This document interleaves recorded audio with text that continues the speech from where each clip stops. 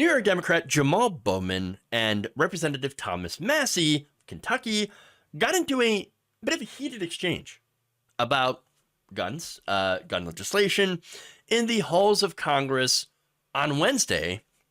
Take a look. More guns lead to more death. Look at the data. You're not looking at any data. You're carrying the water for the gun lobby. Look at the data. More guns lead to more deaths. States that have open carry laws have more death. In every school. States that have open carry laws have more death. Are you listening to what I'm saying? Calm down. Children are dying. 9-year-old children. Because the solution is not arming teachers. All right, so look, this is a pretty great moment, I should say, for a lot of different reasons. Number one, I love the fire and passion by Jamaal Bowman. He is actually out there voicing anger that I think we should all feel over what has been, once again, another school shooting.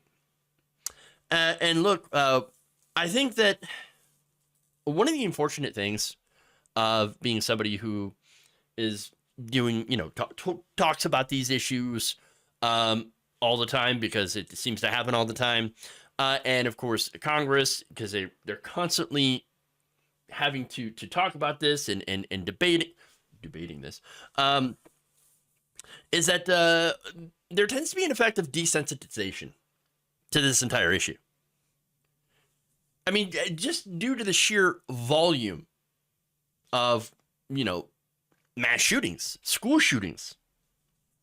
But then, of course, in order to get over that, you kind of have to sit down and really examine, like, you got to look at the effects of it, the carnage, the aftermath, the holes, sometimes literal, in people's families and their lives, and the victims.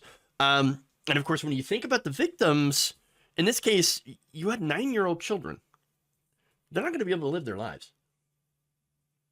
They don't have any lives left. They were taken. And when you think about all this stuff, it is enough to break someone down mentally. And so it's really nice to see some of our lawmakers respond to this in, I think, an appropriate way, in a very human way. So that said, speaking of in a not human way, Thomas Massie. Thomas Massie was a guy that was arguing with Jamaal Bowman, and you could see that there was no passion, just the same regurgitated talking points. And look, in my mind, and maybe it's easy for me to cast aspersions, but I don't think they care. It didn't happen to their kids. I think a lot of right-wing politicians, however, and especially pundits, are super giddy over this particular mass shooting. Why is that? Well, because the shooter was transgender and identified as a man. The only thing that would have made this better for those people, and I mean the conservative politicians and right-wing pundits, is if the shooter had been a black trans Muslim immigrant from Mexico who happened to be quoting Das Kapital during the rampage. Oh, they would have loved that so much. But hey, they're happy probably because it wasn't another white cisgender right-wing male. And so you've seen them take the trans narrative and run with it. So now that said, Bowman said, hey, look at the data, look at the data. Let's do that. Let's look at the data, because I think that's a very good thing to do. So he says more guns equal more gun deaths, right? Well, let's look at gun ownership by state. Okay? Let's look at the places where the most guns and the most gun ownership, and we'll see if that's true. So now we're specifically looking at the total percentage of gun ownership based on population. Based on this, the state of Montana has the highest gun ownership rate, with 66.3% of adults owning a firearm. Wyoming closely follows at 66.2%, Alaska in third at 64.5%. So now, what about rates of deaths caused by gun violence? Well, the three highest states were Louisiana, Mississippi, and Wyoming. And the fourth state, of course, I'm sorry. You have 4 states that are Louisiana, Missouri, Wyoming, and Mississippi, and they have the highest rate of deaths caused by gun violence. Now, Mississippi also was rated the top state as both the weakest gun laws and the highest death rate. They have a gun ownership percentage of about 55.8%. So, okay, not necessarily the highest rate of gun ownership, but they do have incredibly loose gun laws, and so it's pretty high up there. Louisiana, over 50% ownership. Missouri, around 50% ownership. So, look, generally, states with higher gun ownership, coupled with loose gun laws, they have, arguably, the most deaths from gun violence. Those are facts. Those are just numbers. You can't really dispute numbers. You're not going to sit there and argue against a spreadsheet. It just is what it is. You either accept the numbers and accept the facts, or apparently you're going to be Thomas Massie and you don't. Simple as that. So now let's look at the other side. States that have lower rates of gun ownership and how many gun deaths they have. Massachusetts and New Jersey had the lowest gun ownership rates, 14.7%, followed by Rhode Island with 14.8% and Hawaii with 14.9%. New York actually has a gun ownership rate of 19.9%. Because there's more than just New York City.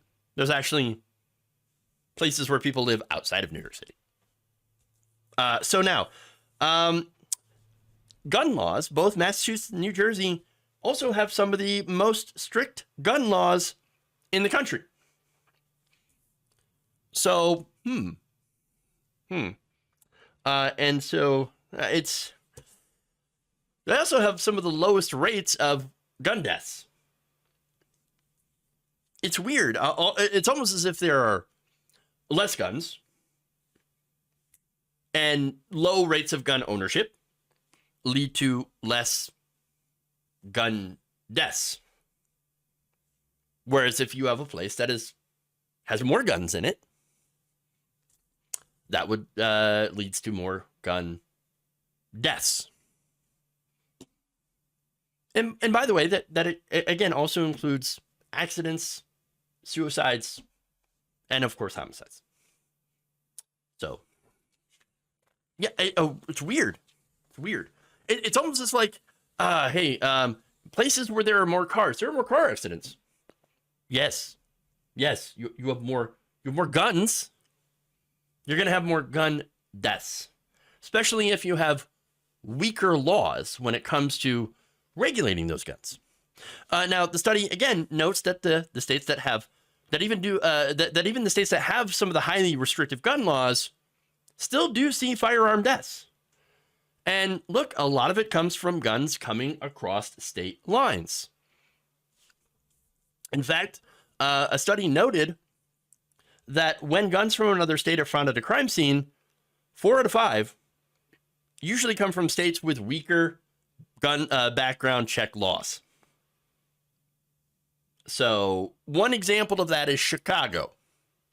So Chicago, and again, right-wing politicians and pundits, they come out and they say, oh, look at the gun crime in Chicago. And they mainly just mean black people, let's be honest. But here's the thing, right? Chicago, they also cite it as, see, Chicago, look at the murder rate, look at all the guns there. Gun control doesn't work. Well, here's the thing. ATF Trace data showed that in the year 2020, the top 5 states where guns were recovered in Illinois that were used in gun crimes were purchased about less than half of the guns used in gun crimes in Illinois were purchased in Illinois.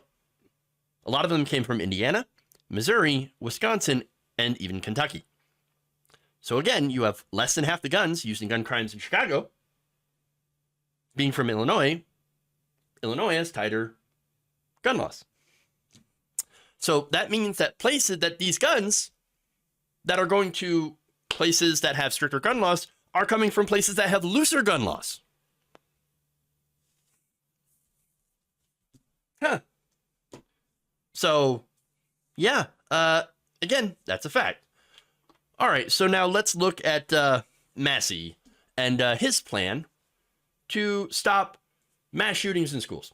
Take a look.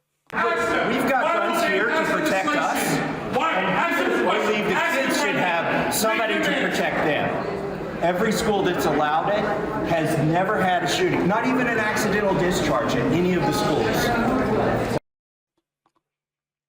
So his plan, more guns in schools, arming teachers, again, which a majority of the teachers are against. The population is generally divided on that issue. And then another thing is to, well, you got to put armed cops in the schools. But let me point out some inaccuracies. He said, oh, well, there's never been a shooting in these schools that have guns in them, like armed resource officers. There's never ever been even an accidental discharge. Not one.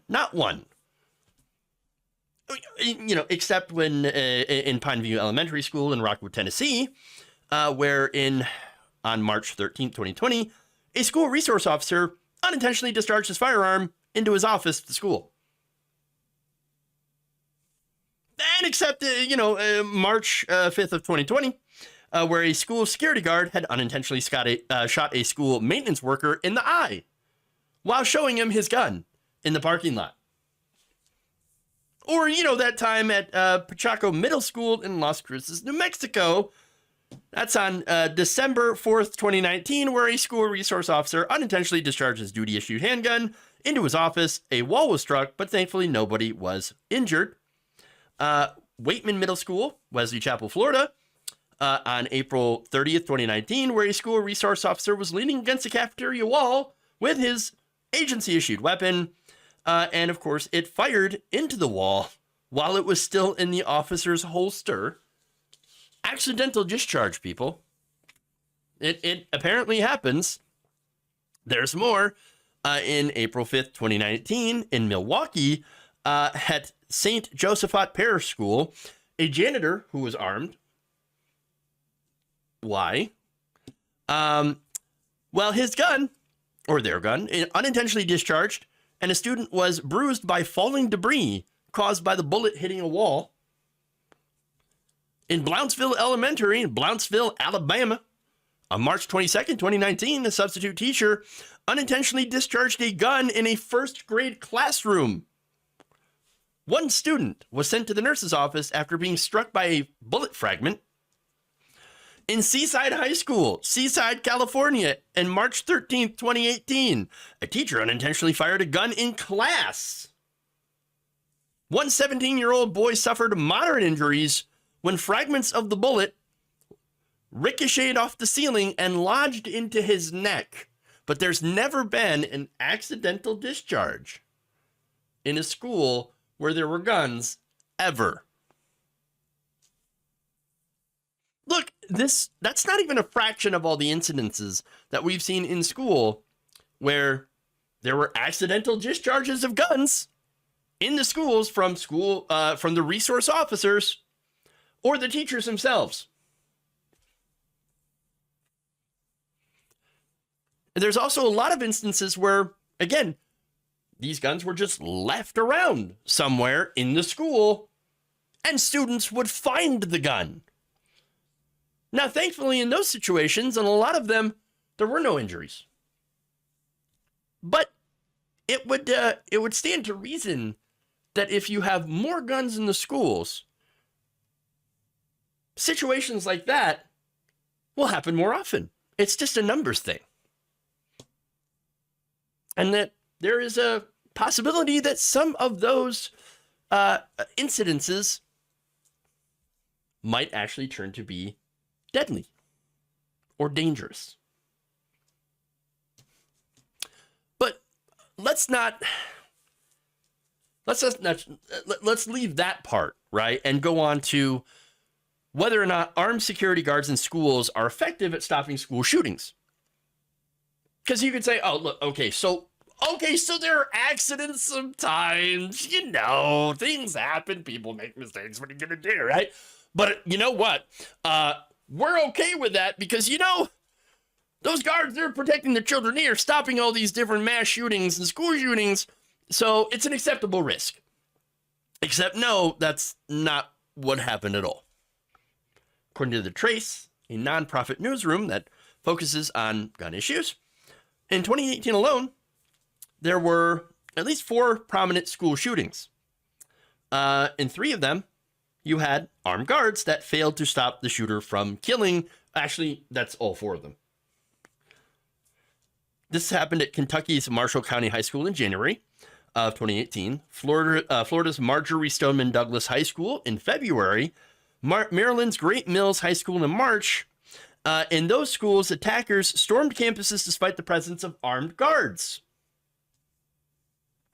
Now, in Santa Fe, which is, again, touted by people like Ted Cruz, Republicans, they look at Ted Cruz and they say, what a victory. You see, it worked. We had armed guards in the schools and they stopped that school shooter. They had 2 armed guards. And yes, they did manage to pin a shooter into a classroom until police arrived. But that was after 10 people were killed and 13 were wounded. So even the armed resource officers, and of course, look, if the armed resource officers were there, yeah, you could definitely make an argument that, well, that shooter would have been more successful and killed more people. But you already had 10 that were dead and 13 that were wounded. Wouldn't a better thing, instead of having people react and you still have people that end up dying, to prevent the thing in the first place? To prevent the mass shooter from going into the school in the first place? In the most recent mass shooting in Tennessee, the shooter shot out the doors, shot out the glass, and crawled right in.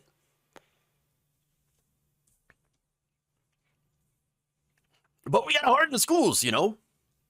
We got to harden it. Well, how hard are you going to make schools? You making them into a prison?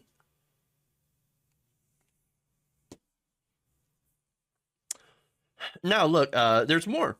A 2021 study conducted by researchers from the University at Albany and Rand between 2014 and 2018 found that school resource officers, while they do effectively reduce some form of violence in schools, they do not prevent school shootings or gun-related incidents. And you're going to love this. They also found that schools with resource officers report more suspensions, expulsions, police referrals, and student arrests. And those harsher disciplinary punishments disproportionately fall on Black students, male students, and students with disabilities. Because, of course, which is why they really like having these school resource officers, because they go extra hard on the Black kids and push them down the school to prison pipeline. Another 2021 JAMA network study conducted by researchers at Hamline University and Metropolitan State University in Minnesota found that controlling for factors such as location, school type, and region, the data they gathered showed armed guards were not associated with significant reductions in rates of injuries during school mass shootings. Huh. So, that's the data. Look, Bowman is correct. Massie is not. And it's not, understand this shouldn't be a Democrat or Republican thing, right? These are facts. Facts do not have a political bias. Facts are what they are. You can, again, either accept them and support policies that are based on factual information, what works and what does not work, or you don't. And while you're making that decision, while you're having that argument, more children are being literally murdered. Just know that that is the cold, hard reality.